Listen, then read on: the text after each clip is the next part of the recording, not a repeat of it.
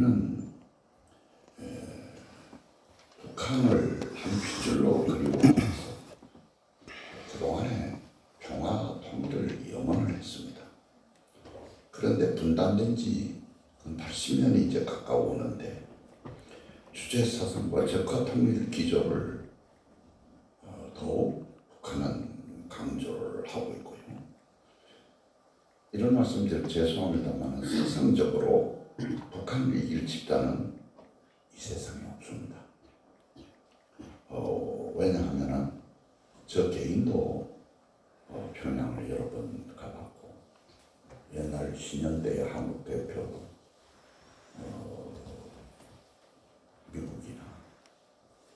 미국에 가서 많은 분들을 만나서 모임을 했고 그래서 미국, 중국, 일본 한 20여 차례 그렇게 북한과의 관계를 만들어 봤습니다. 그래서 결론은 뭐냐 하면은 이 주체사상과 적화통일 기조를 강화하는데 사상적으로 북한을 이길 집단은 이 세상에서 없다. 그건 없다. 그럼 결론은 너 뭐냐? 기독교 신앙밖에 없어. 아멘. 막시즘에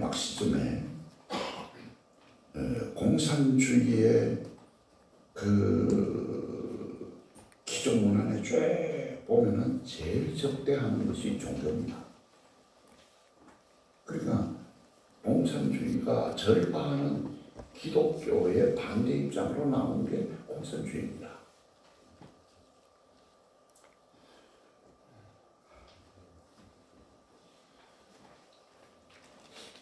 그 서울 프레스센터에서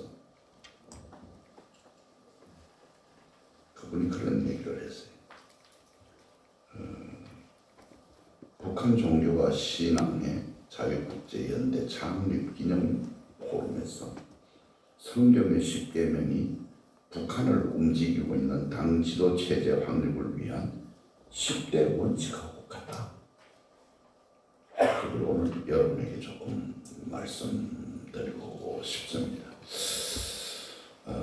공산주의자들의 신조는 자유민주주의 배경이고 또 그렇게 좋은 이념을 내걸면서 결과는 어떻습니까? 민주주의를 전면에 내세웠지만 인민민주주의, 진보적 민주주의 사람들은 그걸 내세웁니다. 그러나 북한은 김일성 지배계급 또 다른 이름으로 민주주의의 독재를 포장하기 위한 전술입니다.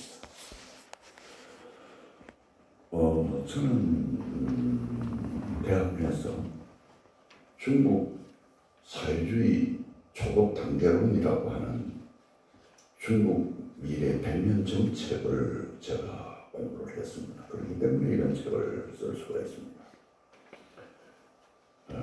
등수평이 와서 결국은 중국이 밝아지고 경제적인 역사를 만들어내는 부의 역사를 만들어내는 큰 일을 하고 했지만 사실 시진핑의 마오이즘을 따라서 시진핑으로 지금 독재로 돌아가고 말하지 않습니까? 그리고 북한은 김일성 주체사상은 김일성과 지배계급의 또 다른 이름이고 민주주의의 독재를 포장하는 전술이라 그것을 이해하면 되겠고요. 그 핵심은 뭐냐? 그게 바로 주체사상입니다. 자, 북한은 주체사상의 나라이고 김일성 원조이고 북한은 자유민주주의의 체제를 온 지구상으로 적으로 돌리는 그런 나라입니다. 그런데 사실 이런 얘기보다도 김일성이 북한에서 추구하는 사상적 배경을 얘기를 하면 좋겠습니다만 그럴 시간이 없습니다. 북한헌법 제65조에 이런 말씀이 있습니다. 공민은 국가 사회생활의 모든 분야에서 누구나 다 같은 권리를 가진다. 제목은 얼마나 좋습니까? 그러나 북한 사람들에게 두 가지를 들어대면 됩니다. 자유, 프리덤. 두 번째는 인권입니다. 이게 있느냐? 평화통일. 저도 거기에 반미치다시피 쫓아다녔지만은 또 인천에서 평화통일 선교회를 조직을 하고 그렇게 했지만은 거기에 속았어. 그 문구에 속았어. 오늘까지 왔는데 자유라는 말하고 인권이라는 문제를 두 가지를 들대면 북한은 여기에 대해서 답변이 없습니다. 자, 오늘 여러분에게 말씀드리고 싶은 것은 주체사상의 기원에 대해서 말씀드리고 싶은데, 주체사상 왜 생겨났냐? 그것은 역사가 조금 있습니다만 6.25 전쟁의 전쟁범으로 몰리잖아요. 김일성이가. 그러니까 6.25 전쟁의 문제를 해결하기 위해서 주체사상을 낸 겁니다.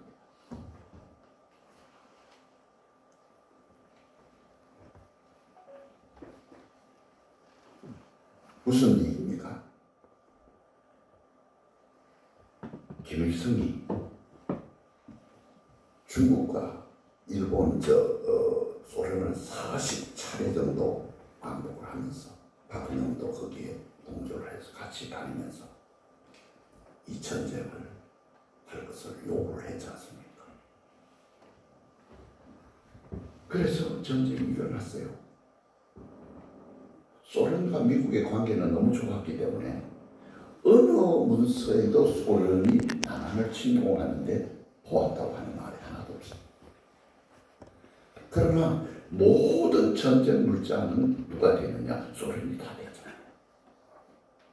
결국은 김일성은 북한의 소련 위성국가를 만들기 위한 김일성이 앞제비 아닙니까?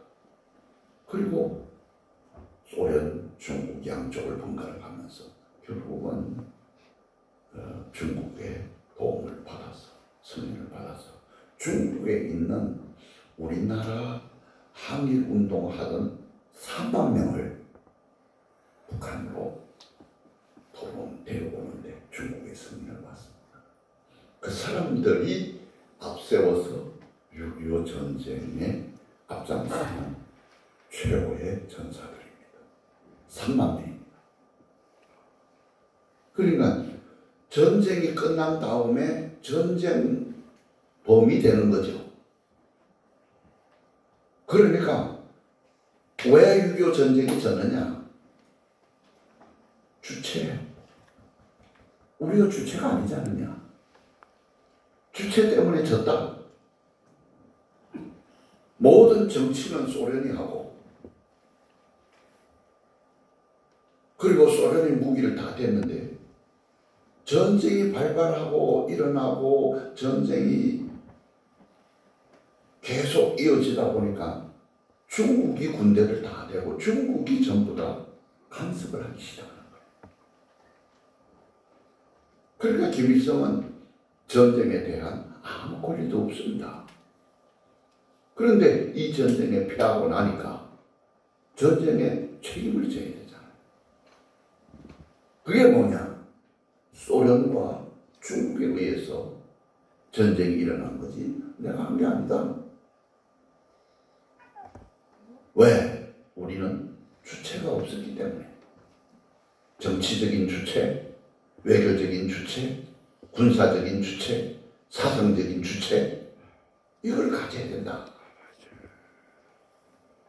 그게 바로 주체 사상입니다.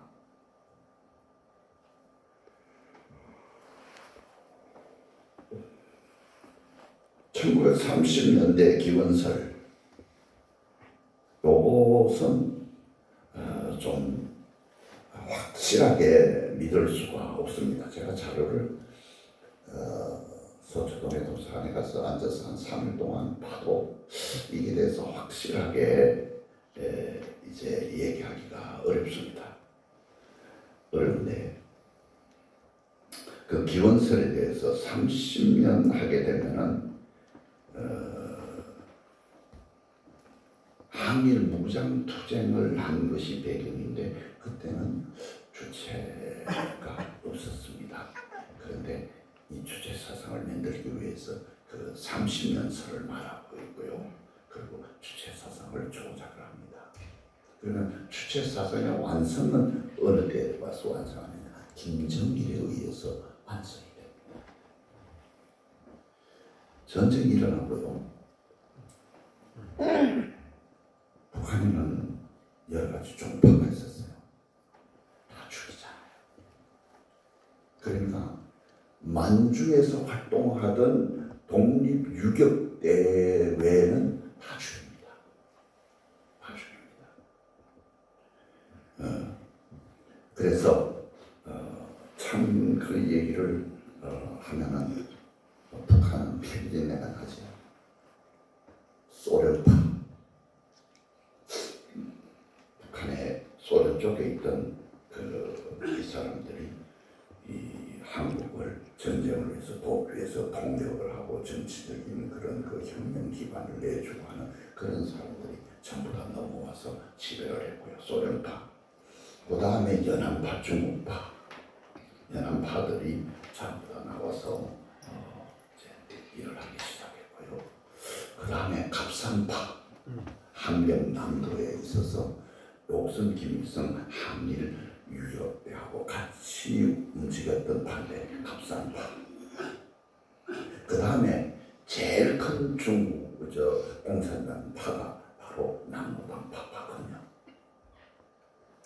이 네 파를 전부 다 그 만주파, 항일 무장파 외에는 다 죽입니다. 전쟁 끝나고.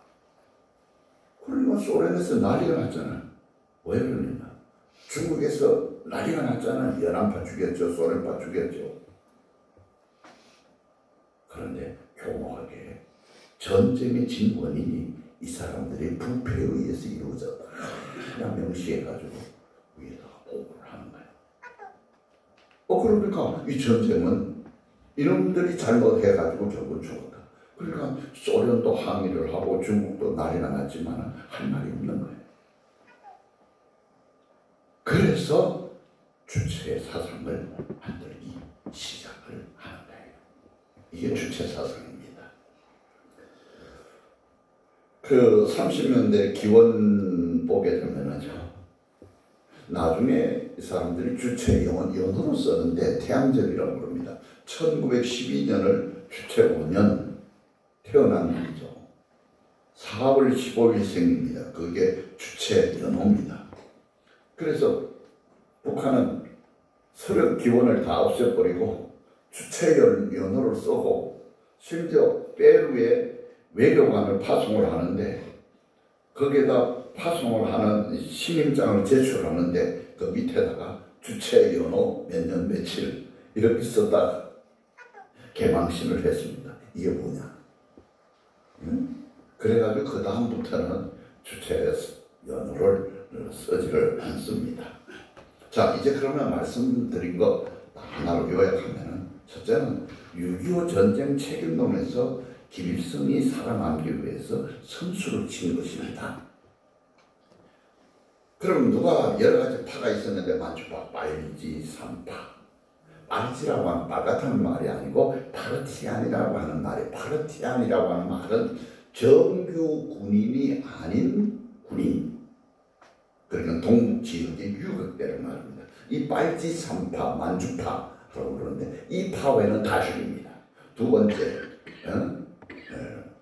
갑산파, 김일성 다 그쪽입니다만은 소련파, 연안파 그리고 이 남쪽에 있는 박헌영은 우리나라의 최고의 공산주의자입니다. 김일성도 박헌영을 만나서 내 북한에다가 공산당 만들도록 허가해달라고 그렇게 했던 사람입니다. 그런데 소련이 모든 영향력을 행사하고 내려오니까 갑자기 김일성이 커졌어요. 그리고 박헌영 데리고 중국, 소련 그렇게 다니면서 일하던 김일성이요. 결국 박헌영이가 38선 넘어서 도망갈 때 상여 타고 갔습니다. 상여 속에 들어가서 북한 올라갔는데 불러다가 죽여버렸습니다. 5,000명 정도 올라가는데요. 한 명도 남기지 않고 다 죽였습니다. 5,000명도. 개 2마리 풀어서 물로 뜯어가 죽게 했습니다. 이게 김일성입니다. 그리고 1949년, 1950년까지 3회에 걸쳐서 아까 말한 중국에서 3만 명의 한국 중국에 속한 부대원들을 송환을 결정해가지고 6.25 전쟁에 앞잡이로 쓰게 되었습니다. 그러니까 이 책을 여러분 그때 다 준 거 가지고 계시죠? 이걸 한번 보셔야 됩니다. 이 보시지 않으면은 이거 가서 보신 사람이 없을 거겠죠. 여기 보게 되면은요, 소련이 제공한 무기가 정찰기가 10대, 야크 전투기가 100대, 폭격기가 70대, T-34형 탱크가 100대, 중포병, 그러니까 북한이 남침을 할 때에, 개전할 때에 13만 5천 명이 지상군을 확보를 했어요. 그러니까 우리는 뭐냐? 비행기 한 대도 없어요. 탱크 한 대도 없어요. 이승만이가 그렇게 난리를 쳤지만은 일본한테 대만하고 빌미를 주지 않기로 했어요. 미군이 다 철수를 해버렸습니다. 철수를 하고 그리고 군사 고문단 500명을 두었어요. 그러니까 전쟁을 할 수가 없습니다. 그 다음에 또 하나의 남침을 할 수 있는 빌미는 뭐냐? 에치슨 라인입니다. 미 국무장관 에치슨 라인이 쭉 꺼서 일본으로 해서 필리핀까지 남한을 보호구역에서 빼버렸어요. 그래서 소련하고 미국하고는 관계가 좋기 때문에 어떻게든 남침하는데 전쟁하는데 동원하지 않으려고 애를 많이 쓰고 어느 문서에서도 소련이 참전했다는 얘기가 없습니다. 이렇게 많은 무기를 주고도 소련이 줬다는 얘기가 어느 문서에도 없습니다. 그리고 나중에 이 두 가지 내용을 가지고 이제 자꾸만 소련에 가서 중국에 가서 갖다 대니까 결국은 비밀리에 승인을 하죠. 비밀리에 승인을 하죠. 그래서 이것이 남침이냐 북침이냐 위에서 내려온 거지 우리가 어떻게 올라갔어요. 이것이 바로 북한의 그 당시에 6.25 전쟁에 내려온 내용이고 그 다음에 북한이 해방된 이후에 소련의 정치 사상이 지배하면서 경제적으로 지배하면서 두 가지를 잘했습니다. 그러니까 전쟁이 일어날 때 북한이 잘 살았죠. 토지개혁을 했습니다. 우리나라보다 남한보다 빨리 토지개혁을 전부 다 분배해가지고는 개인에게 준 게 아니라 전부 다 집단 농장을 만들었어요. 처음에는 먹고 살기 어렸는데 딱 나누어서 잘 만들어서 집단 농장하고 배급 주니까 난리가 난 거야. 먹고 살만 하잖아요. 그 다음에 모든 산업을 국유화했어요. 국유화해서 돌리니까 잘 돌아가니까 경제적인 나라가 하니까 북한의 경제가 굉장히 올라갔습니다. 이게 바로 사회주의 통제라 이 말이에요. 계획과 통제 두 가지가 다 들어간다. 지금 전 세계가 자유시장 경제를 완전히 하고 있는 나라는 없습니다. 미국도 마찬가지입니다. 우리나라 거 전 세계 거 지금 반도체 문제 다 미국으로 끌어가잖아요. 계획과 통제. 이게 사회주의의 소비가 되는 거예요. 거기까지만 먼저 이해를 하고요. 에치슨 라인 얘기를 해보려고. 그 다음에 유엔 개입할 때 여러분 잘 아시죠? 김일성이 주도권을 유엔에서 문제를 논의하니까 김일성이 주도권을 상실했어요. 이런 내용이 있습니다. 북한이 6.25 때 그 세 단계를 가집니다. 1단계는 옹진반도로 해서 국지전 형태로 시작해서 서해안 따라서 내려오는 거고, 2단은 서울을 통해서 한강을 장악하는 거고, 마지막 3단계는 강원도 뭐 지역 다 해방시켜서 자녀 세력을 다 소탕하고 지역과 화물을 이제 전쟁하는 것. 이것이 바로 3단계 6.25 전쟁입니다. 그러니까 유엔이 개입하니까 김일성이 주도권을 상실합니다. 근데 재미있는 얘기는 제이콥 말리크라고 하는 소련 대표가 유엔에서 기권을 하잖아요. 스탈린이 주말 휴가를 가면서 절대로 나에게 연락하지 말라고 그랬어요. 그러니까 지금 한국에서 전쟁이 일어나 이걸 반대를 해야 되는데, 찬성을 해야 되는데, 두 가지 유엔에서 급하게 이게 찬성과 반대를 해야 되는데, 이 스탈린 독재자가 그렇게 얘기하니까 벌벌 떨고 얘기를 못한 거예요. 그래서 기권표를 던진 거예요. 그래서 6.25 전쟁에 유엔이 우리나라를 출전한 겁니다. 이것도 정말 역사는 그런 걸 보면서 인간 역사는 하나님이 다스리지 않느냐. 또 이 얘기를 반문하면 그러면 이건 또 선거를 그럼 하나님이 그렇게 했습니까? 또 이런 얘기가 나옵니다. 우리 아내는 절 보고 그래요. 하나님 나라가 이렇게 되면 되도록 목사님은 선거운동을 좀 하시지 말고 처음으로 얘기를 하더라고. 당신 지금 뭐라고 그랬어? 아니 선거운동을 좀 하시지 어떻게 그렇게 가만히 있냐고 날고. 내가 선거운동을 하긴 했는데 이 여자가 이런 소리까지 하냐. 세상에 이런 일이 다 있습니다. 그러니까 이번에 나라가요 참 꼴이 말이 아닙니다. 그냥 우리 어른들도요 회개해야 돼요. 여기 여당도 있고 야당도 있어요. 그런데 여당은 여당대로 여러분 한 사람 붙들고 이 사람 꼭 찍으라고 얘기해봤어요? 안 했잖아요. 교인들 가운데 이 사람은 좌측이고 이 사람은 우측인데 나는 이 사람 붙들고 어떻게든 이쪽으로 찍으라고 얘기 한번 해봤어요.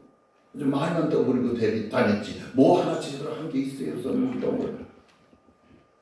그 우리 아내는 그걸 얘기를 하는 거예요. 그런 걸 왜 안 했느냐. 이제 그런 얘기를 합니다. 그래서 결국은 6.25 전쟁은 성자가 없는 그런 전쟁이 되고 말았어요. 자, 아까 파 얘기했죠. 만주파, 갑신파, 연안파, 소련파, 남어반파 얘기 다 했습니다. 요즘 그 신문에 어제 신문에도 이게 조선일보에도 나오고요. 전라도에서 이렇게 이 조사를 해가지고 올라오는데 4월 19일자 조선일보 사설에 보면은 6.25 때 학살한 목사, 장로, 교인들 1,700명이 죽였다고요. 그런데 전국을 합치면요 이건 아무것도 아닙니다. 제가 작년에 6.25 대한 설교를 하기 위해서 우리 교회 90이 다 된 권사님을 물었어요. 그래 6.25 때 어떻습니까? 그래서 이제 제가 구술해서 좀 적었어요. 피난 나와가지고 저 서산에 가서 살았대. 집안 식구들 다 데리고 와서 여자가 혼자 살았대. 남편이라는 자는 먼저 1년 전에 내려갔는데 나중에 만났는데 보니까 또 여자를 둘이나 데리고 살아야 돼. 이게 꼴이 이게 한국 남자들의 꼴입니다. 하고는 이제 양모 노릇하고 아니 6.25 전쟁에 먼저 살라고 내려가가지고 여자 둘이나 거느리고 있고 자기는 그 식구들 다 데리고 사는 그런 세상입니다. 그런데 일사후퇴돼요. 군인들이. 나는 이제 캄보디아나 뭐 그런 데나 그런 줄 알았더니만 그 서산 거기 사는데 남자 여자들요 손을 이렇게 만져보고 구두살이 베기지 않으면요 총살해서 다 죽였답니다. 나는 캄보디아 킬링필드라고 하는 그거 생각할 때에 거기서만 그럴 줄 알았다면 우리나라도 그렇게 죽였어요. 특히 감리교는요 왜 많이 죽였느냐. 감리교의 사상이 이게 문제거든요. 사회보험주의니까 뭘 우리를 그렇게 그러겠느냐. 그래서 피난도 잘 안 갔어요. 그래서 서울역 경기 지역에 있는 감독까지요 다 잡혀갔어요. 다 죽었어요. 그래서 내가 생각하기를 사상은 분명해야 되겠다. 분명해야 되겠다. 그런 생각을 제가 해봅니다. 김일성이 권력을 강화하는데 소련의 소극적인 지원, 중국의 작전 통수권 장악, 내정 간섭. 그래서 딱 죽이고 난 다음에 그 전에 박정희 대통령께서 한국적 민주주의라는 말을 했죠. 이해합니까? 예, 그게 조금 문제가 있었죠. 북한도 마찬가지입니다. 북한적 민주주의, 북한주의 민주주의 사회 건설. 그 사람들은 사회주의지만 꼭 민주주의라는 말을 씁니다. 그러니까 북한 실정에 맞는 건설, 북한만의 독특한 사회주의를 건설하기 위해서 그럼 어떻게 건설하느냐? 혁명으로. 그 다음에 자주를 두 가지 혁명과 자주. 그래서 만든 것이 뭐냐? 주체 사상이다. 그렇게 얘기를 하고 이 사람들이 어느 정도 나가면 막스와 레닌주의도 온전치 않다. 거기를 넘어서야 된다. 그게 바로 김일성주의입니다. 조선식 사회주의. 그가 얘기했죠. 경제에서 자립. 경제에서 자립하려니까 뭐해? 천리만 운동을 벌여야죠.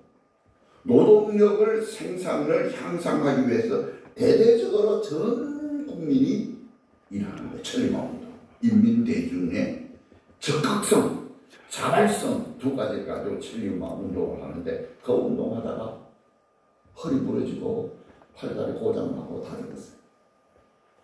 그러나 그 다음에 한 것이 뭐냐? 고난의 행군. 그래서 자료를 보게 되면요, 그 자료를 보게 되면은 이렇습니다. 한 33만이 죽었다 그렇게 얘기를 하는데 1996년에서 2000년간 아사자 수는 33만 명 추산되는데 황장엽의 백을 오게 보면 300만이 죽었다. 그러면은 33만이든 300만이든 굶어 죽는다고 그러면은 그 여파는 다른 사람은 어떻게 생각되느냐? 다 죽은 거죠, 뭐 다 병신되고요. 정치에서 자유, 국방에서 자유, 정군 간부와 외교에서 자유. 이 김일성 주체 사상이 생기고 나서 북한이 토지 개혁을 하고 정치 모든 산업을 국유화해가지고 북한이 갑자기 부흥되고요. 그리고 6.25 전쟁 이후에도 계속해서 북한이 완전히 북한은 초토화가 되지 않습니까? 거기에서 벗어나니까 제3세계 아프리카나 동남아나 제3세계 남미 모든 사람은 김일성이가 우상이었습니다. 김일성이가. 그래서 그때는 우리나라는 뭐 얼굴도 없었죠. 제3세계의 외교력이 김일성이가 1등이었습니다. 그리고 아프리카나 모든 독재 국가들은 김일성 따라서 큰 궁을 짓고 그리고 김일성 자기 나라 독재자의 동상을 세우지 않습니까? 그게 전부 다 더 수입을 하지. 그러니까 아주 김일성은 동방성 위에 세우는 거예요.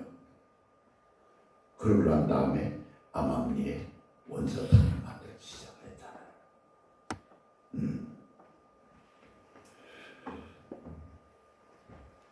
5가지 원칙을 발표하고 비동맹 국가 접촉을 강화했죠. 그래서 성공했어요. 황장엽은 주체 사상을 이론화시킨 대부입니다. 김일성 개인 교사였고요. 자녀들 교육했고요. 주체 사상 이론을 만들고 체계적으로 만들어낸 사람입니다.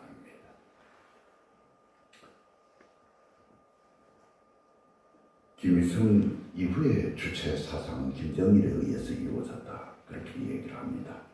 그리고 주체 사상은 세습을 정당화하는 하나의 도구가 되었다. 자, 주체 사상 10대명 한번 보여주십시오.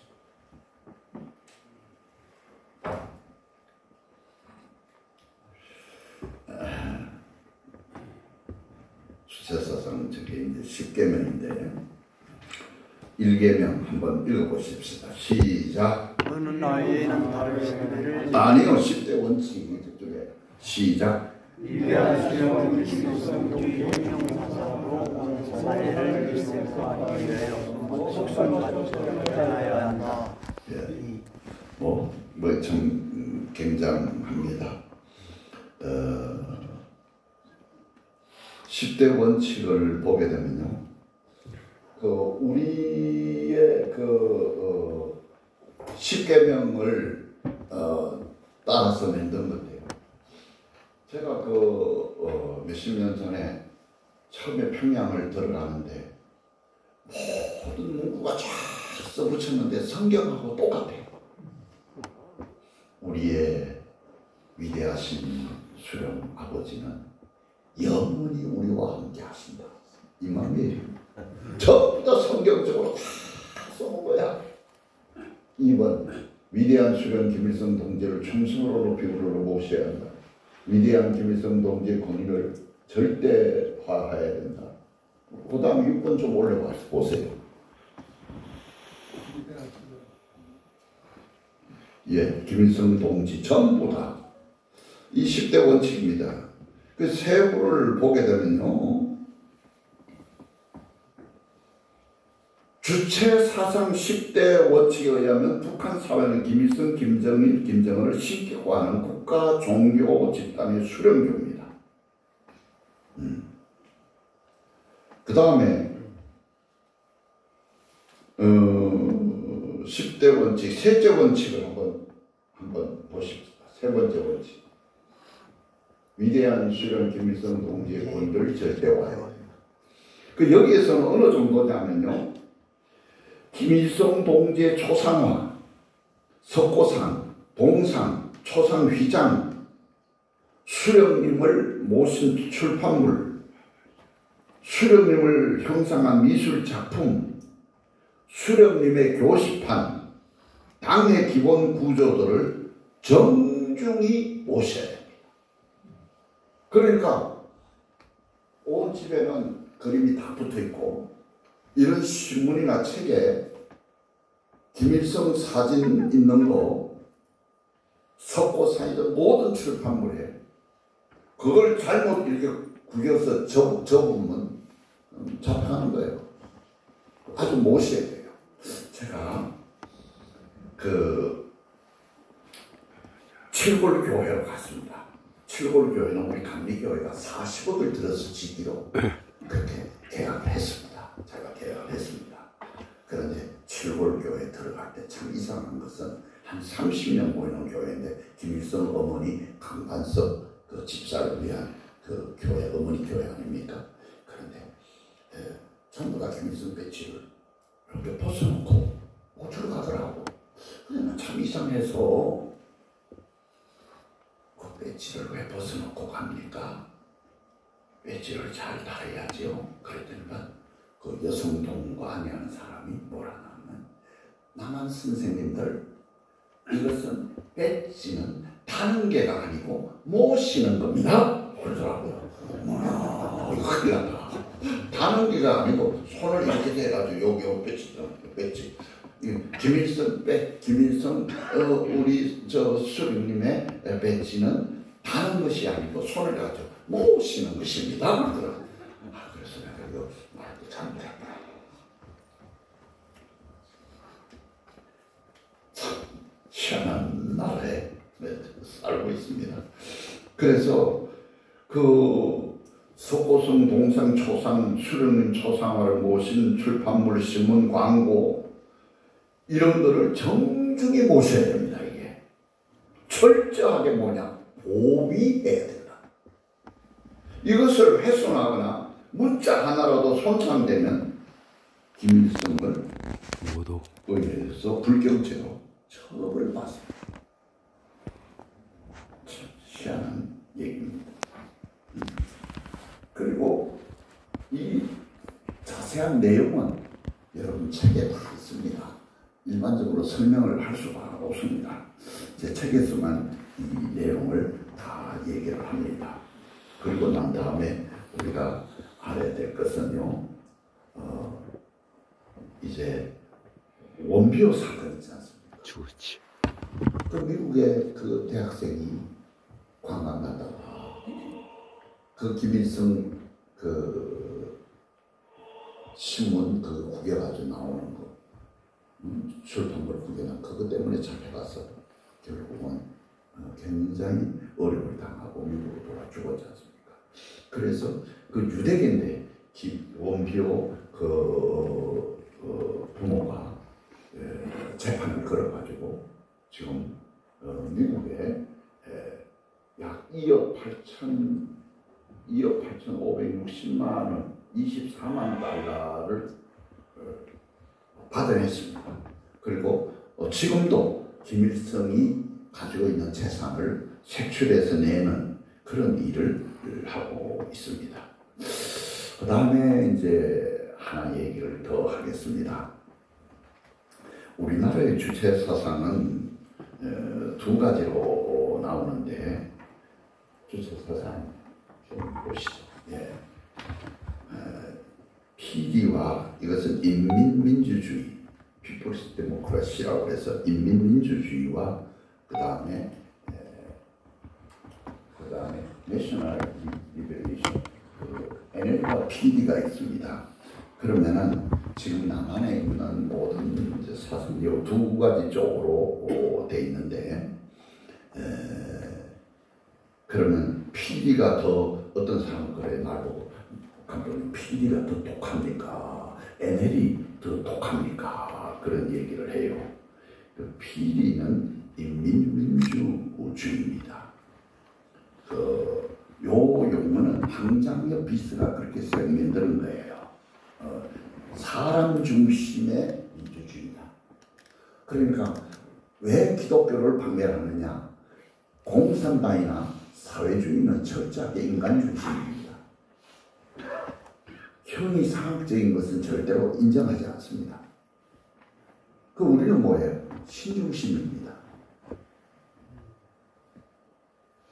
왜 강리교 목사들이나 강리교인 일부들이 물론 뭐 다른 교파도 다 마찬가지입니다만 왜 사회주의 국가를 신봉하고 왜 사회복음주의를 따라가니까?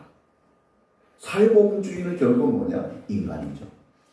미국이 1차 대전, 2차 대전이 끝나고 난 다음에 인간은 신에 대한 존경심이 끊어졌어. 하나님이 있다고 하면 어떻게 수억을 죽이느냐? 하나님이 있다고 하면 어떻게 600만이 학살을 당하느냐? 신의 죽음을 외쳐서 왔습니까? 사회주의는 인간 중심이에요. 기독교는 신 중심이에요. 그래서 사람 중심으로 번역한 용어가 바로 이런 PD입니다. 그럼 나만의 PD는 뭐냐? 정의당이죠. 정의당의 PD입니다. 송영길, 박용진, 박주민, 강병완 PD 출신입니다. 제가 이걸 자세하게 써라고 해도 제가 이걸 어떻게 자세하게 쓰겠습니까?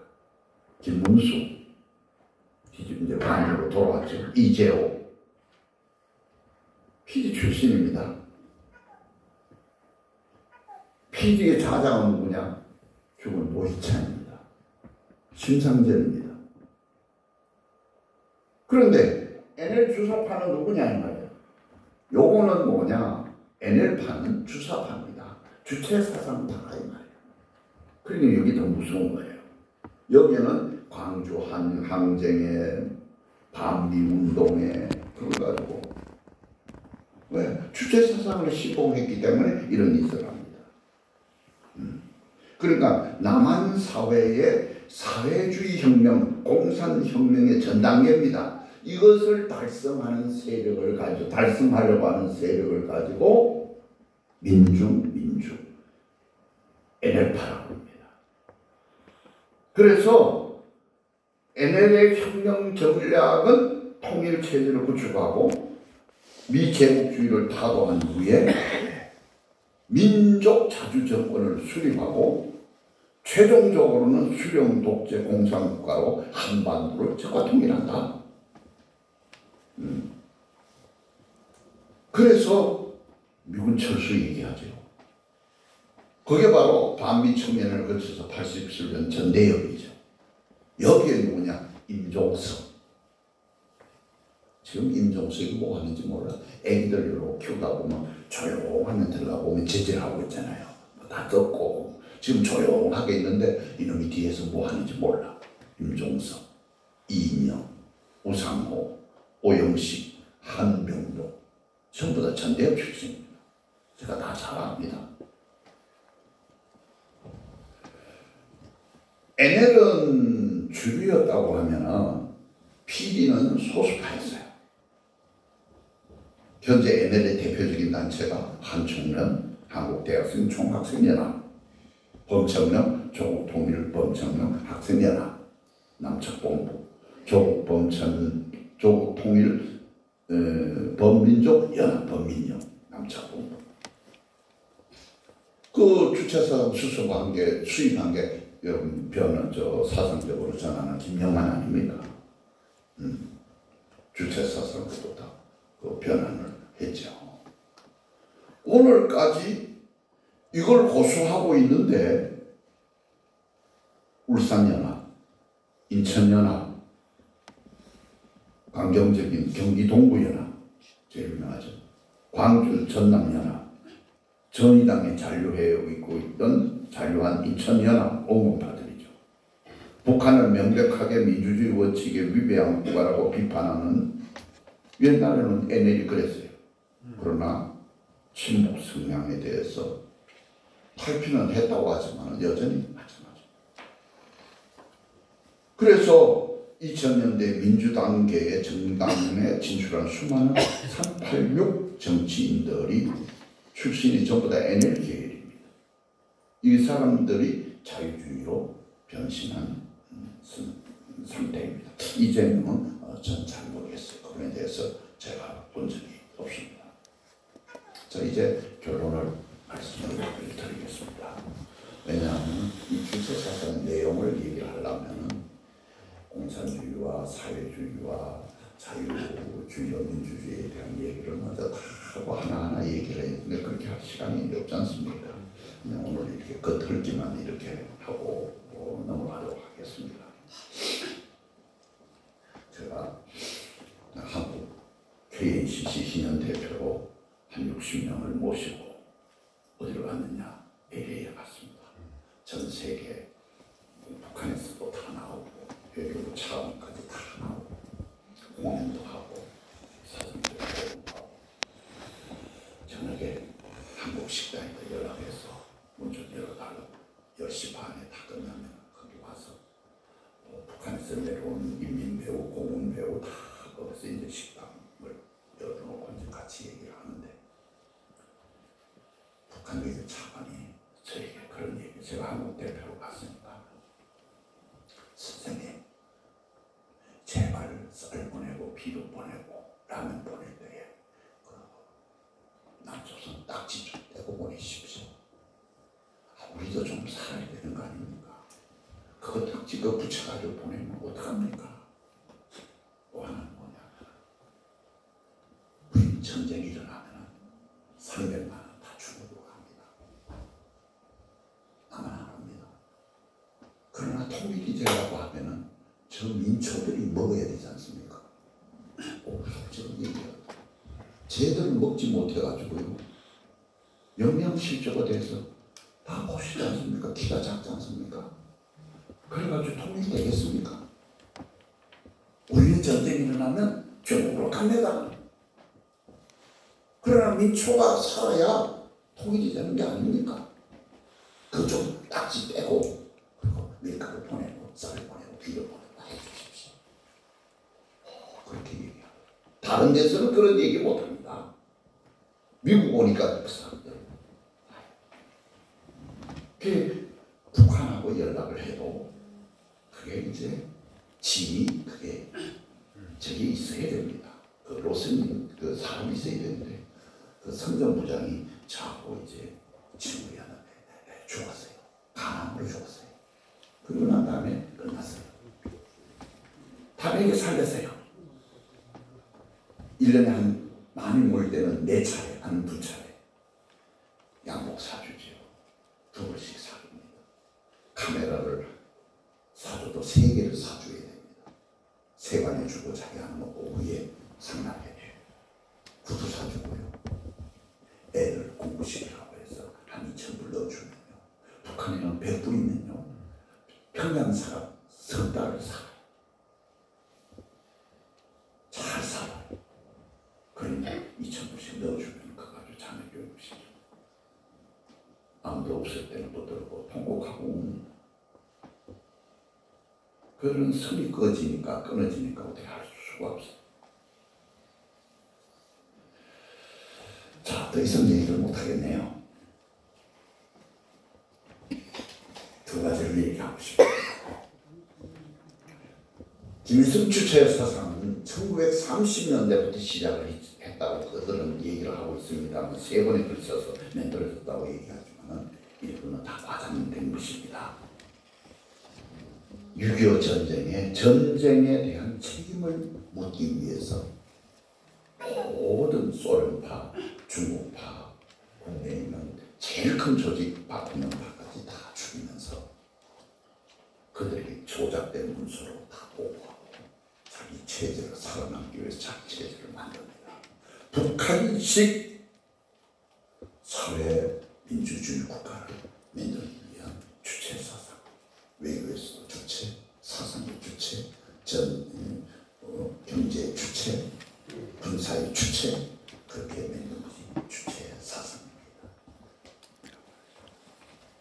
마지막으로 우리가 할 수 있는 것은 뭐냐? 2가지를 생각해야 되는데, 하나는 우리가 그렇게 옛날에 통일 난리치면서 참 한국 사람이잖아요. 북한에서 내려온 탈북자도 없습니다. 물론 그 사람들이 의심하고 우리하고 동화가 안 되려고 하지만은 제대로 안 도와요. 그 사람 문제들 어떻게 할 것인가. 또 하나는 한 번은 북한을 위해서 기도하는데 하나님이 통곡을 하도록 제 마음속에 그런 아픔을 불어넣어 주면서 보통 우리가 기도할 때 우리 아내는 저쪽으로 나는 이쪽에 말바닥에 저녁에 엎드려서 기도를 하는데 땀을 흘러가면서 내가 밤이 죽었어요. 나중에 1시간 반 후에 아내가 저로 오고요. 결혼해서 오늘까지 수십 년을 우리가 살아왔는데 당신이 옛날 교회 집때 이거 할 때 참 울고 불고 하기도 했는데 이렇게 통곡하고 운 건 내가 처음 봤는데 성령께서 어떤 감동을 주셨습니까? 날 보고 그래요. 단 하나. 북한에 지금도 나를 위해서 기도하는 지금부터 80세 이상 되는 그 지하교회에 모임도 없으면서 이 통일을 위해서 기도하는 저 사람들이 있다는 거죠. 그걸 가슴에 품고 그걸 애통하게 하고 그 사람들을 위해서 기도하게 하더라. 우리 두 가지입니다. 탈북민들 이거 어떻게 우리가 도울 것인가 하는 것입니다. 저대로 두어가지고는요 저거 안 됩니다. 저들은 조선족에도 못 들어가고 악랄한 조선족에도 못 들어가고 저 못된 중국 중화인민 중화인민은 중국에도 못 들어가고 저 탈북민들 어떻게 할 것인가. 두 번째, 지금도 지하교회에서 할머니 할아버지 목숨 붙어 있는 몇몇 사람들의 눈물의 기도가 있는데 그 기도를 기도하는 것입니다. 그래서 저는 요즘은 북한을 위해서 기도할 때 모든 기도와 모든 문서의 제1번은 북한에 있는 지하교회. 여러분 한기총이 타락했을 때에 전국 교회에 성경 보낸다고 성경값 다 받았어요. 수백억도 넘게 걷었어요. 다 먹어쳤잖아요. 북한이 어떻게 성경 보내요? 성경 들고 들어갈 수도 없어요. 거짓말을 했잖아요. 그러나 지금도 그 신앙이 있다는 거죠. 로마 제국의 공동묘지 카타콤에서 230년 동안 400km의 땅굴을 파고 그 속에서 대대로 230년 동안 생명을 부지하고 신앙을 지켰다고 하는 사람이 있다고 하면은 북한에도 지금도 조국 통일을 바라보고 남한을 원망하면서 살아가는 우리 북한 우리 지하교회 교인들 할머니 할아버지들을 생각하면 여러 어른들 연세 되신 분이 몇 분이나 계실까? 그걸 생각해 보면서 가슴 아파하고 물어야 할 것이 이번에 우리가 가져야 할 자산인가 그런 생각을 해봅니다. 하나님 아버지 감사합니다. 조국 통일이라고 하는 것은 큰 난제입니다.